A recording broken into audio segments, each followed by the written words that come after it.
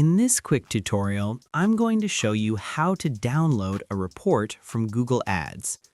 First, go to ads.google.com, click Sign In, or click Start Now if you don't have an account. If you have multiple accounts signed in, choose the one you want to download the report from. Then, go to the left sidebar and make sure Campaign is selected.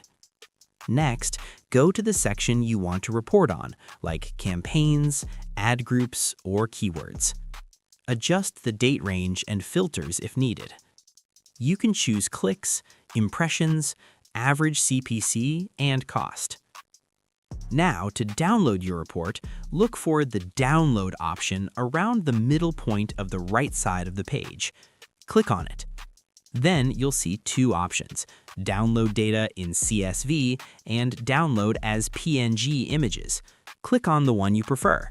I'll choose the CSV file.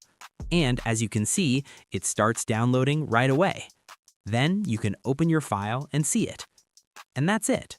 That's how you download a report from Google Ads. Thanks for watching.